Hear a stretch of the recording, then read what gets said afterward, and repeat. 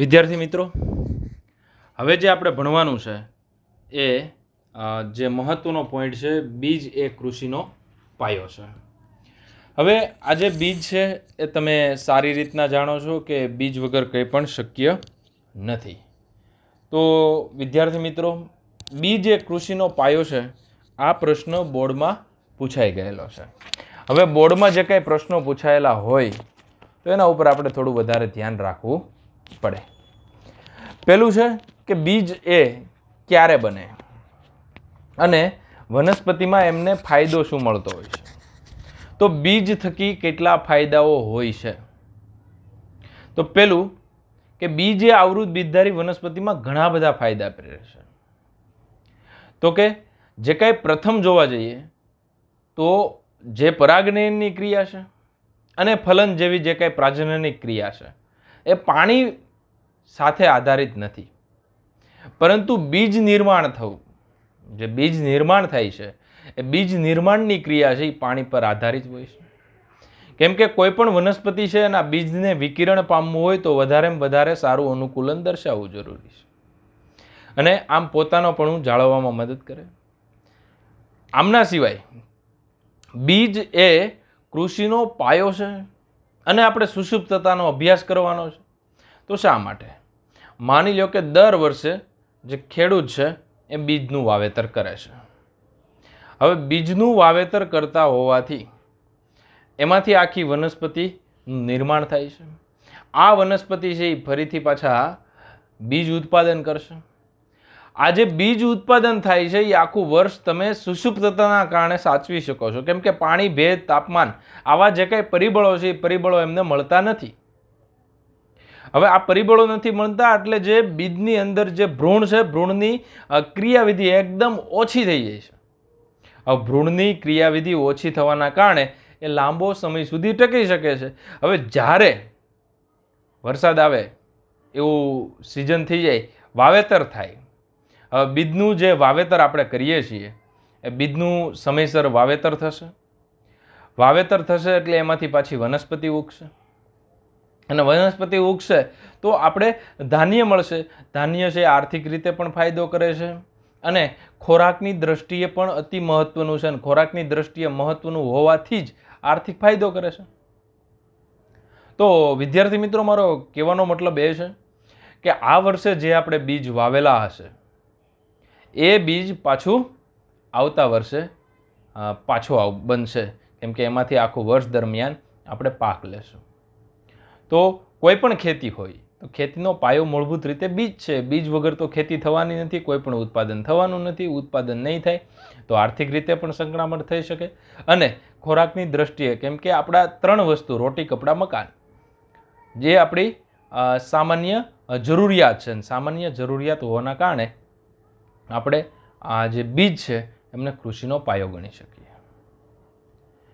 એમના સિવાયની વાત કરીએ કે સખત જરૂરિયાત મુજબનો સંચય ખોરાક, એટલે જે કંઈ બીજ છે મેં તમને હમણાં જ વાત કરી એ પ્રમાણે, તો કે એમની અંદર કોઈ પણ ખોરાક ધરાવે. દાખલા તરીકે કઠોળ વર્ગની વનસ્પતિ છે તો પ્રોટીન વધારે છે, ધાન્ય છે તો એમની અંદર સ્ટાર્ચનું પ્રમાણ વધારે છે. હવે જે કાંઈ બીજપત્ર છે એ બીજપત્રની અંદર સંગ્રહિત ખોરાક છે. તો બીજપત્રની અંદર સંગ્રહિત ખોરાક છે તો એ એમના માટે છે, રિયલમાં આપણે એમનો ખોરાક તરીકે ઉપયોગ કરીએ છીએ.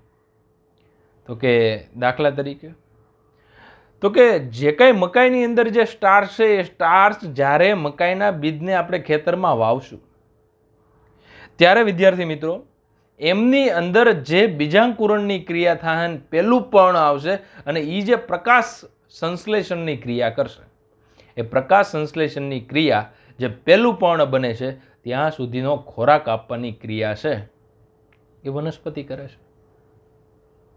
અથવા તો બીજની અંદર જે કંઈ સંચિત ખોરાક છે એ કરે છે. તો આ એમનું મુખ્ય કાર્ય છે.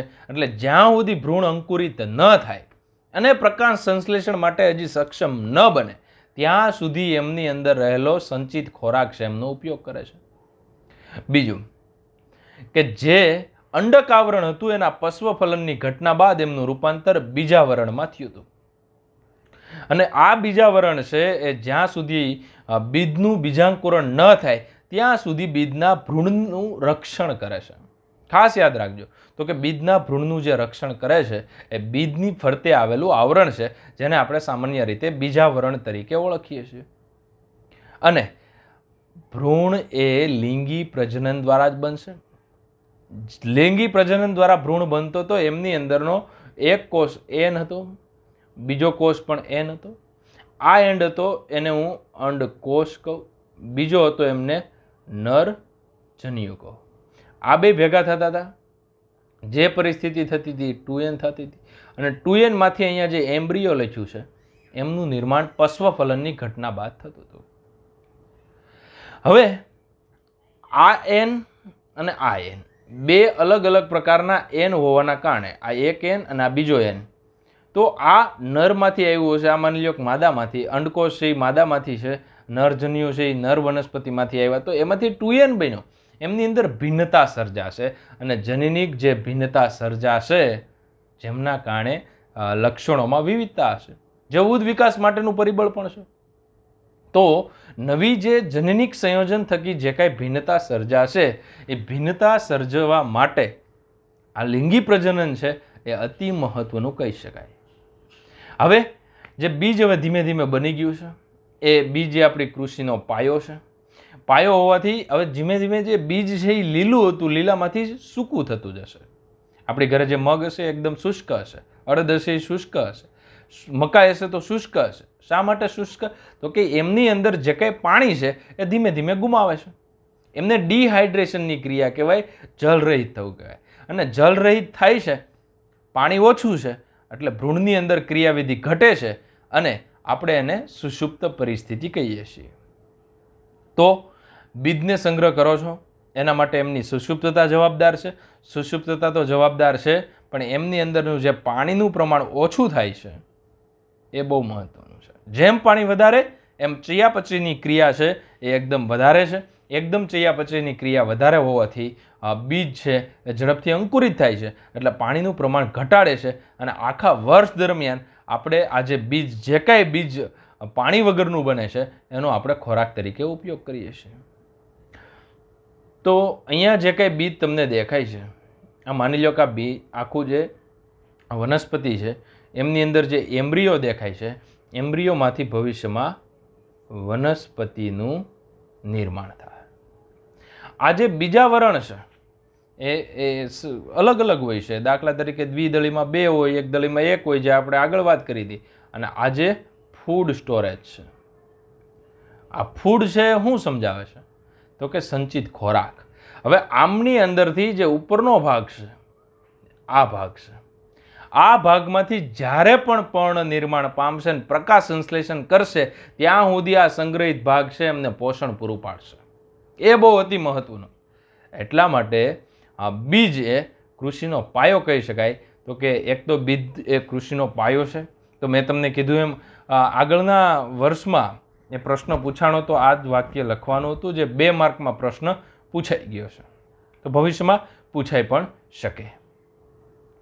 ત્યારબાદ વાત કરીએ વિદ્યાર્થી મિત્રો કે જે કાંઈ બીજ છે એ બીજની અંદર જે જીવિતતા છે, કદાચ બીજ બની ગયું, એ બીજ બની ગયા પછી કેટલા સમય સુધી જીવિત રહેશે, જેને આપણે સામાન્ય રીતે જીવિતતા, વાયેબિલિટી તરીકે ઓળખીએ છીએ.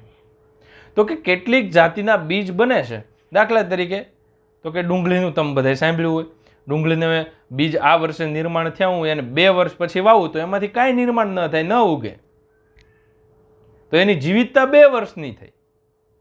કોઈ એવી વનસ્પતિ છે તો એનું બીજ આજે મેં વાવેલું છે અથવા તો આજે નિર્માણ થયું ને આજે હું વાવું તો ઉગે છે, પરંતુ મહિના દિવસ પછી નથી ઉગતી, તો એમની જે જીવિતતા છે, વાયેબિલિટી છે, એ 1 મંથ માટેની થઈ અથવા તો 1 મહિના માટેની થઈ. તો અમુક વનસ્પતિ એવી છે કે એ વનસ્પતિની અંદર મોટા ભાગની જાતિ આવે કે જેમની અંદર વર્ષો સુધી જે વાયેબિલિટી છે, જીવિતતા છે એ ધરાવે છે. અમુક બીજ એવા છે 100 વર્ષ કરતાં પણ વધારે સમય જમીનમાં પડ્યા રહ્યા હોય તો 100 વર્ષ પછી પણ એમને જો યોગ્ય પરિસ્થિતિ મળે તો નિર્માણ પામે છે. તો આવા પણ અત્યાર સુધીમાં ઘણા બધા રેકોર્ડ અથવા તો પુરાવા મળ્યા છે, અને આ પુરાવાની મદદથી આપણે કહી શકીએ કે અમુક જાતિ છે એમની અંદર 10,000 વર્ષ, અમુકની અંદર 1000 વર્ષ. તો આવી રીતના બીજ છે એ 1000 વર્ષ અથવા 10,000 વર્ષ સુધીનું બીજ હોય તો પણ જીવિતતા હોય છે. અહીંયા નીચે જ 2 ઉદાહરણ આપેલા છે. પહેલું ઉદાહરણ લ્યુપાઇસ આર્કેટિકસ અથવા તો લ્યુપિનસ આર્કિટિકસ. તો આ જે વનસ્પતિ છે એ આર્કેટિક ટુન્ડ્રામાં એટલે ઠંડા વિસ્તારમાં જાય જો આ વનસ્પતિ છે એ વનસ્પતિ છે એ લ્યુપાઇન પણ કહી શકાય. તો આ જે લ્યુપિન વનસ્પતિ છે તો એ લ્યુપિન વનસ્પતિનું જે બીજ છે આર્કેટિક એટલે ઠંડા વિસ્તારમાં રહે છે. હવે ઠંડો થોડો વિસ્તાર હોય છે તો ઠંડા વિસ્તારના કારણે કદાચ સુષુપ્તતા વધી ગઈ હોય, કેમ કે શુષ્ક પ્લસ ઠંડુ વાતાવરણ મળશે તો લાંબો સમય સુધી બીજની જીવિતતા રહી શકે, ભ્રૂણ સક્રિય રહી શકે, કેમ કે જીવિત રહેશે.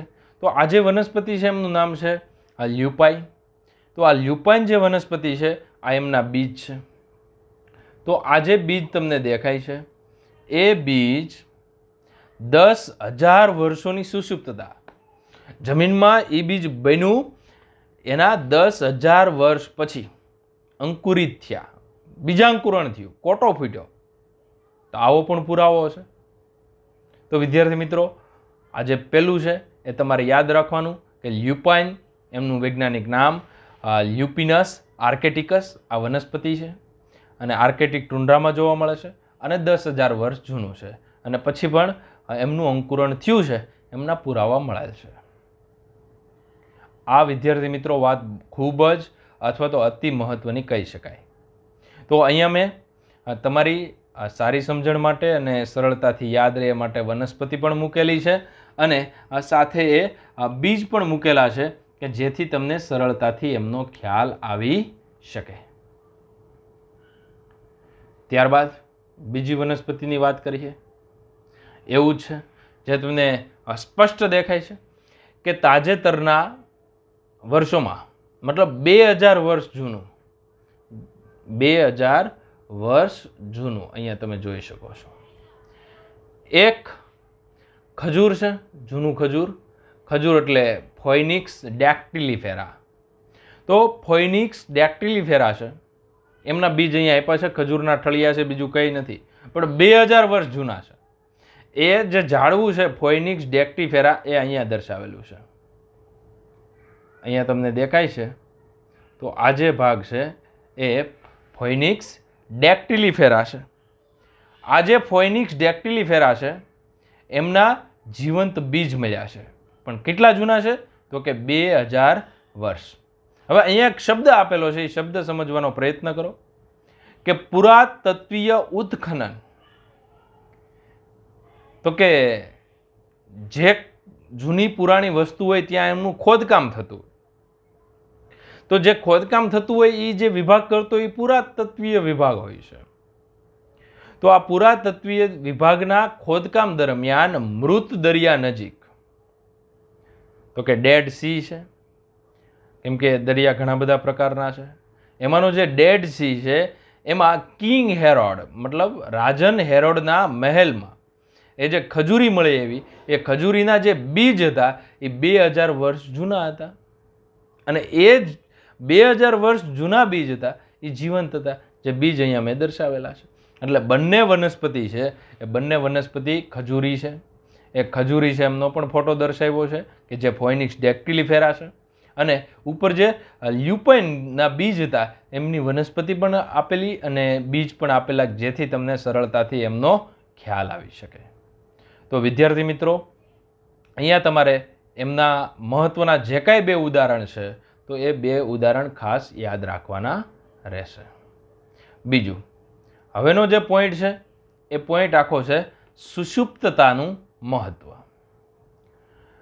હવે સુષુપ્તતાનું મહત્વ છે એ લાંબા સમય સુધી જાતિનું અસ્તિત્વ જાળવી રાખે છે, પણ પ્રતિકૂળ સ્થિતિમાં બીજ જે કંઈ જલ રહિત થઈ પાણી ગુમાવી દેતું હતું અને 10 થી 15% જેટલું પાણી બીજની અંદર રહેતું હતું, જેમના કારણે એનું જાતિનું અસ્તિત્વ રાખી શકે.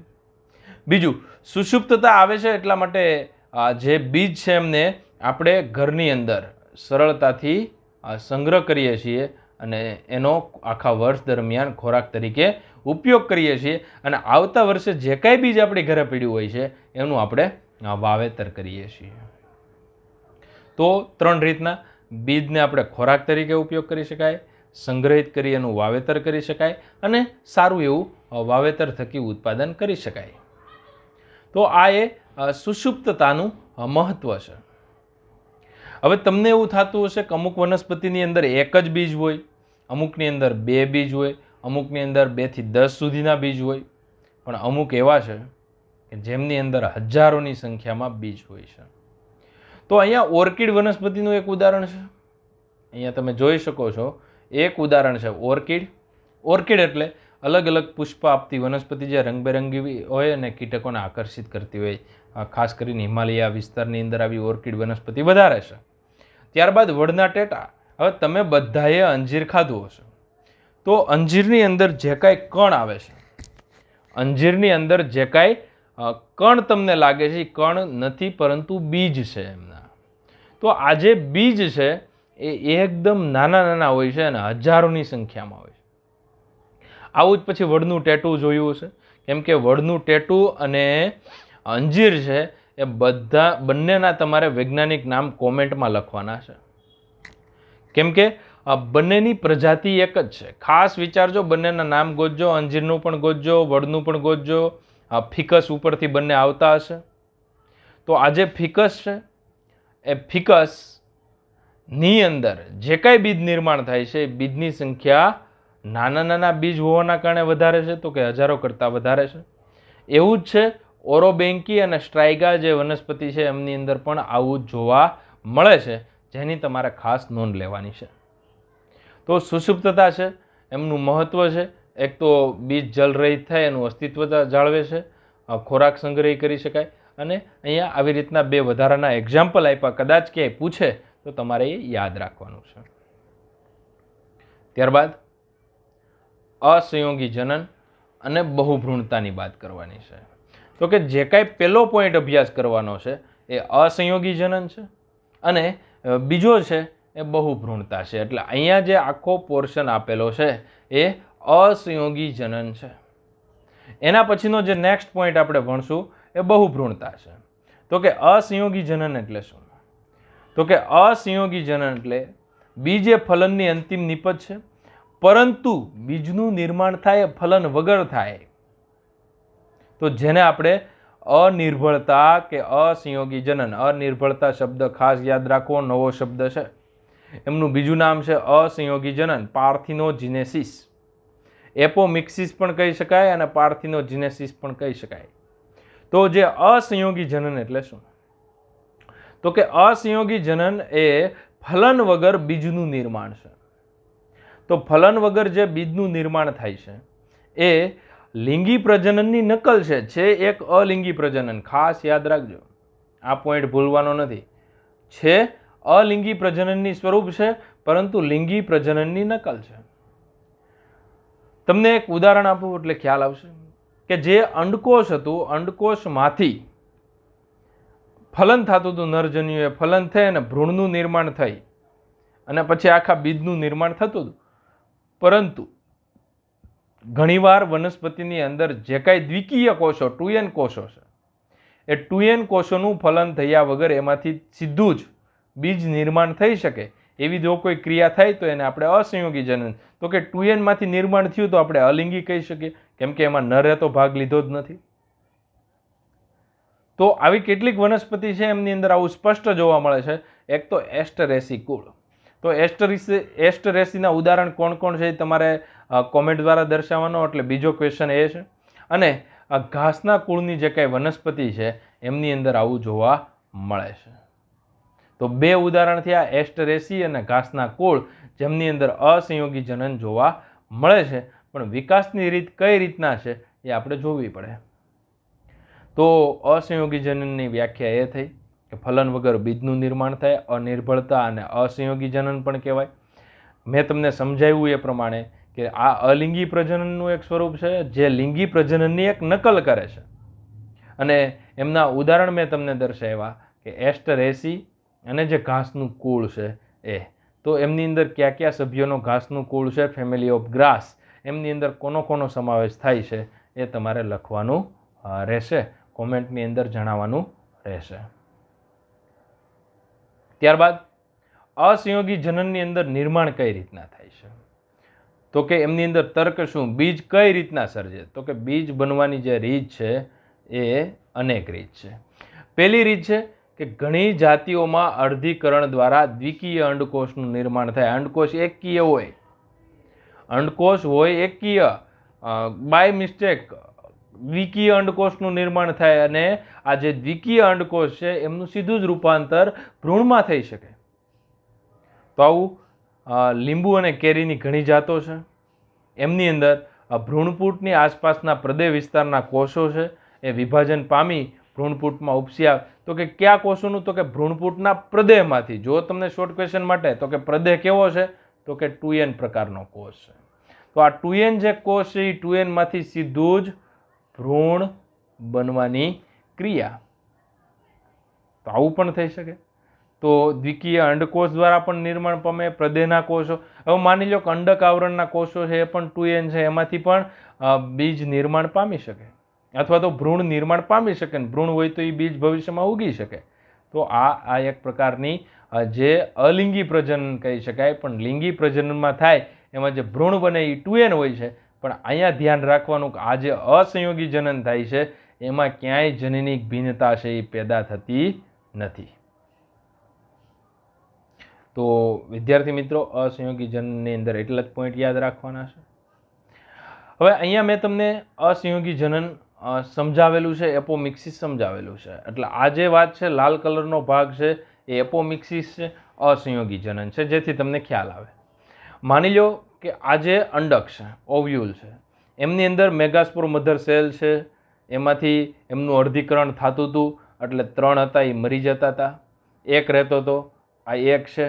1ની અંદર જે કાંઈ કોષ નિર્માણ, 2 કોષ કેન્દ્રનું નિર્માણ 3 વાર સંભાજન થતું હતું. એટલે ટોટલ 7 કોષ અને 8 કોષ કેન્દ્રવાળી પરિસ્થિતિ છે, એમાંથી નિર્માણ થતું. એમનું ફલન થયું, બેવડું ફલન થયું. બેવડા ફલનના કારણે બીજ નિર્માણ થશે. આ સામાન્ય ક્રિયા. હવે માની લો કે એપોમિક્સિસમાં શું થાય છે? એપોમિક્સિસ છે એ અલગ કલરથી તમને દેખાડું છું. માની લો કે આ લીલો કલર છે, તો એની અંદર આ જે ભાગ લાલ કલરનો ભાગ છે એ બીજો કોઈ કોષ છે કે જે 2N છે. તો એ 2N માંથી તમે જોઈ શકો છો કે આખું ભ્રૂણપૂટનું સર્જન થયું અને એમાંથી બીજનું નિર્માણ થયું. તો આ જે નીચેની જે ક્રિયા છે એ અસંયોગી જનન દર્શાવે છે, એપોમિક્સિસ દર્શાવે છે, જેમની અંદર પ્રદેહના કોષો પણ હોઈ શકે અને દ્વિકીય અંડકોષ પણ હોઈ શકે, જે કુદરતી રીતે થવું ન જોઈએ પરંતુ થાય છે, જેને આપણે અસંયોગી જનન કહીએ છીએ. આવું પણ આપણામાં પણ જોવા મળે છે. સૌ પ્રથમ ડોલી ઘેટી બનાવી હતી. તો એ ડોલી ઘેટીની અંદર તમને યાદ છે કે કઈ રીતના બનાવી હતી? ક્યારેક એમનો ઇતિહાસ જોજો. આપણે જેમનો અભ્યાસ છે હજી નીટમાં કરશું. તો જે ડોલી ઘેટી બનાવી છે એ ડોલી ઘેટીની અંદર એવું છે કે જે એમના ફલન બને છે, ફલનની અંદર જે દ્વિકીય કોષ કેન્દ્ર હોય છે, કેમ કે શુક્રકોષ અને અંડકોષ એ અલગ અલગ લઈ લેવાના, એનું ફલન કરાવવાનું. ફલન કરાવ્યા બાદ એમનું જે દ્વિકીય કોષ કેન્દ્ર એ ઇન્જેક્શનથી બહાર લઈ લેવાનું અને જે દૈહિક કોષો, ચામડીના કોષો લઈ અને કદાચ એમનું ઇન્જેક્શન મારીએ તો એમાંથી જે કંઈ આખી ડોલી ઘેટી નિર્માણ થશે એ ક્લોનિંગ કહી શકાય. સેમ ટુ સેમ એના જેવી જ કોપી બની શકે. આવું તો મંકીમાં પણ થયું છે, ઊંટમાં પણ થયું છે. તો આવી રીતના ઘણા બધા ક્લોનિંગ થઈ શકે. તો આવી કોઈ પણ વનસ્પતિમાં પણ આવું ક્લોનિંગ થાય. તો આ રીતના અસંયોગી જનન વર્ણવી શકાય અથવા તો કહી શકાય. એમના પછીની વાત છે બહુભ્રૂણતા. નામ પ્રમાણે બહુ એટલે ઘણા બધા, ભ્રૂણતા એટલે ભ્રૂણ. તો કે રિયલમાં ભ્રૂણ કેટલા હોવા જોઈએ? તો કે 1 છે, તો કે 1 કરતાં વધારે ભ્રૂણ. તો બીજા ભ્રૂણ નિર્માણ ક્યાંથી પામે? એમાં એ પ્રશ્ન થાય. તો કે આવી અમુક જાતિ હોય છે, એમની અંદર અંડક ઘણા બધા ભ્રૂણ ધરાવતા હોય છે. તો એક જ બીજ હોય પણ એની અંદર 1 કરતાં વધુ જો ભ્રૂણ ધરાવતા હોય તો એને આપણે બહુભ્રૂણતા, પોલીએમ્બ્રિયો તરીકે ઓળખીએ છીએ.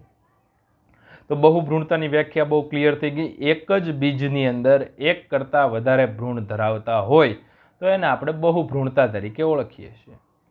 તો આવું કોની અંદર જોવા મળે? તો કે લીંબુની કે ઘણી બધી જાતિ છે, નારંગી, ડુંગળી, મગફળી. એમના સિવાય અનાવૃત બીજધારી છે, કોનિફર છે, એમની અંદર આ બધું ખૂબ જ સામાન્ય છે, જે શોર્ટ ક્વેશ્ચન માટે, નીટ માટે ઇમ્પોર્ટન્ટ છે. તો આ કઈ રીતના બને? તો કે ભ્રૂણપૂટમાં એક કરતાં વધારે અંડકોષ હોય ને એમનું કદાચ ફલન થયું તો પણ 2 ભ્રૂણ બની શકે. એમાંથી બીજ એક જ બનવાનું, એક અંડકમાંથી એક જ બીજ બને, પરંતુ ભ્રૂણ તો 2 થશે, 2 અંડકોષ હોવાના કારણે. તો અહીંયા તમને ઉદાહરણ મેં આપ્યું છે, જે ઉદાહરણ છે એ કેરી છે. તો આ જે કેરી છે એમની અંદર આ એક જ ભ્રૂણ છે, અહીંયા 1 અને 2 ભ્રૂણ છે. તો ટોટલ આ 1 અને આ નીચેનું છે 2, તો 2 ભ્રૂણ થયા. 2 અંડકોષ હોઈ શકે, અથવા તો એક કરતાં વધારે ભ્રૂણપૂટ હોઈ શકે. તો એક કરતાં વધારે ભ્રૂણપૂટ હોય તો અંડકોષની સંખ્યા પણ વધારે હશે. અને ઘણીવાર સહાયક કોષો, પ્રતિધ્રુવીય કોષો કે અંડક આવરણના કોષોમાંથી વધારે ભ્રૂણનું સર્જન થાય તો પણ બહુભ્રૂણતા જોવા મળે. કેમ કે તમે હવે સારી રીતના જાણો છો કે સહાયક કોષો કોને કહેવાય, પ્રતિધ્રુવીય કોષો કોને કહેવાય, કે અંડક આવરણના કોષો કોને કહેવાય. તો આ જે કોષો છે એમની અંદર સરળતાથી તમે સરસ રીતે સમજી શકો અને આમાંથી પણ ભ્રૂણ બનવાના ચાન્સીસ હોય, કેમ કે આ બધી કુદરતની ક્રિયા છે. તો આ જે ક્રિયા છે એને આપણે બહુભ્રૂણતા તરીકે, એટલે એક બીજની અંદર એક કરતાં વધારે ભ્રૂણ ધરાવતા હોય. તો એમના માટેના કારણો યાદ રાખવા, ઉદાહરણ પણ યાદ રાખવા. શોર્ટ ક્વેશ્ચનમાં આવો ક્વેશ્ચન પૂછાય 3 માર્કમાં તો પણ લખી શકાય. અહીંયા તમને સરળતાથી યાદ રહે, કેમ કે લીંબુ છે, કેરી છે અને આ નારંગી, ડુંગળી આ બધાની અંદર ખૂબ જ સામાન્ય છે. અનાવૃત બીજધારી કોનિફર છે. કોનિફર શું એ આપણે 11માં ભણી ગયા, એમાં પણ છે.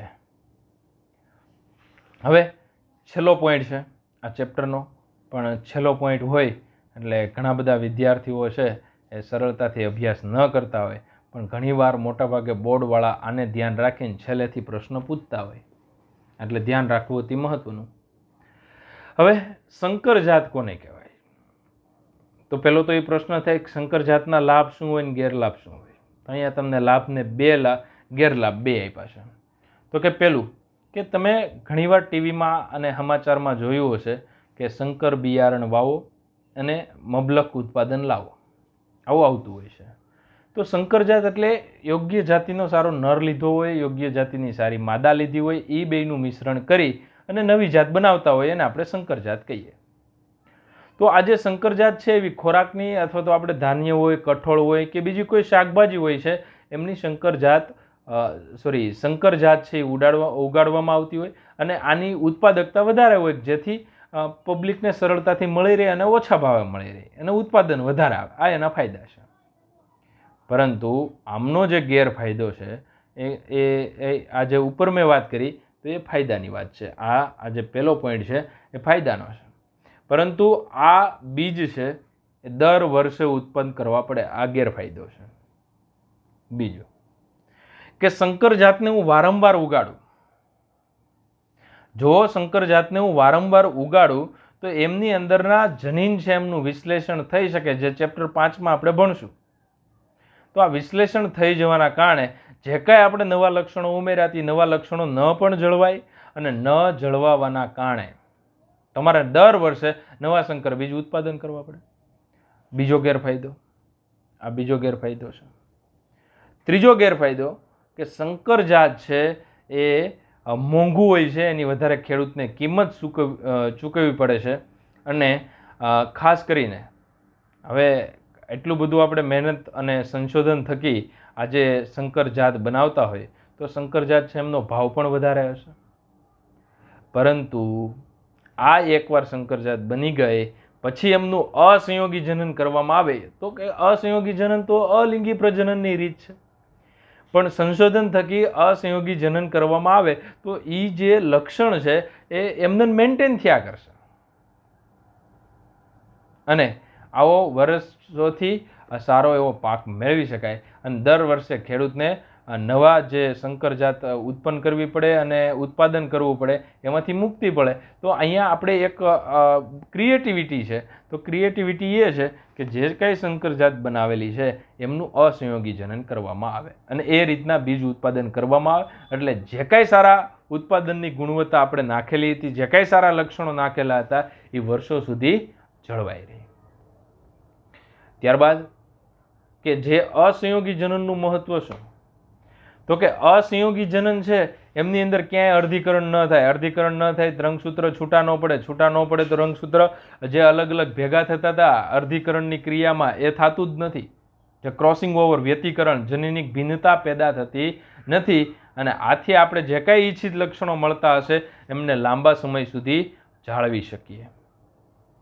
વિદ્યાર્થી મિત્રો, તો કાર્યક્ષમ અસંયોગી જાતિમાં લિંગી અને અલિંગી પ્રજનન એક સાથે થતું હોવાથી અસંયોગી જનન ખૂબ જ મહત્વનું. કેમ કે જે લક્ષણો વર્ષો સુધી મારે એકને એક લક્ષણો જાળવવા હોય તો અસંયોગી જનન હોય તો એમની અંદર જળવાશે. તો જે કાંઈ ઉપરનો પ્રોબ્લેમ છે એમનું સોલ્યુશન થાય. તો સંકર બીજ ઔદ્યોગિક એકમોમાં અસંયોગી જનનનો મહત્વના કારણે વિશ્વભરની પ્રયોગશાળા છે એમની અંદર આમનો અભ્યાસ થયો છે. અને આજે જનનિક જે કાંઈ અસંયોગી જનનની અંદર કઈ રીતના અસંયોગી જનન કરી શકાય એમના માટેનું જે કાંઈ ડીએનએ લેવલે જે કાંઈ સંશોધન કરવું પડે એ આજના વૈજ્ઞાનિકો કરે છે અને જેમના કારણે ઘણો બધો ફાયદો થાય છે. તો વિદ્યાર્થી મિત્રો, આપણે ખાસ જે કાંઈ ચેપ્ટરની વાત કરતા હતા એ ચેપ્ટર અહીંયા આપણે પૂર્ણ કરેલ છે. તો કુલ જે ચેપ્ટર છે એ કુલ ચેપ્ટર તમારું પહેલું, બીજું, ત્યારબાદ 6 નંબરનું, ત્યારબાદ 10, 11 અને 12, એટલે કે કુલ તમારા જે 16 ચેપ્ટર છે એ 16 ચેપ્ટરમાંથી જે 6 ચેપ્ટર છે એ આપણે અહીંયા પૂર્ણ કરીએ છીએ. તો ટોટલ 6 ચેપ્ટર તમે વ્યવસ્થિત તૈયાર કરો અને મહેનત કરો. તો ટોટલ અહીંયા આપણે 6 ચેપ્ટર છે એને આપણે અહીંયા પૂર્ણ કરીએ છીએ. જે કોઈ વિદ્યાર્થીને કોઈ ડાઉટ હોય એ આમાં કરી શકે છે, પણ થોડુંક તમે વિચારો, વાંચો તો એમનો ખ્યાલ આવી શકે. કેમ કે લાસ્ટમાં એક કોકોનટવાળો પ્રશ્ન હતો. કોકોનટમાં બંને પ્રકારના જે કોષ કેન્દ્રીય અને કોષીય, કેમ કે ફરતી બાજુએ કોષીય અને વચ્ચે જે ત્રોફાનું પાણી હતું એમની અંદર કોષ કેન્દ્રીય ભ્રૂણપોષ જોવા મળે છે. તો તમને આખું પૂછી શકે કે જે આખું કોકોનટ છે, નાળિયેરી છે, તેમાં બંને પ્રકારના હેલોબિયલ પ્રકારનો ટૂંકમાં થઈ શકે. પણ જો તમને એમનું પાણી પૂછે તો અલગ લખવું પડે, માવો અથવા ગર પૂછે તો પણ એમનો જવાબ અલગ લખવો પડે. તો આવી તાર્કિક બુદ્ધિ છે એનો તમે ઉપયોગ કરી શકો છો. તો અહીંયા આપણે ટોટલ 16માંથી 6 ચેપ્ટર, બાકીના જે કાંઈ 10 ચેપ્ટર છે એમાંથી આપણે નેક્સ્ટ આ યુનિટનું જ ચેપ્ટર સ્ટાર્ટ કરશું. અને જે ચેપ્ટર સ્ટાર્ટ કરવાના છીએ એ આમના પછીનું જ છે. તો વિદ્યાર્થી મિત્રો, આ ચેપ્ટર છે એ ખાસ અભ્યાસ કરવા અને કંઈ પણ ડાઉટ હોય તો જણાવી શકો છો. અને બધા જ આ વિદ્યાર્થીઓ જે જોવે છે, મહેનત કરે છે, એમના માટે ખાસ થેન્ક યુ.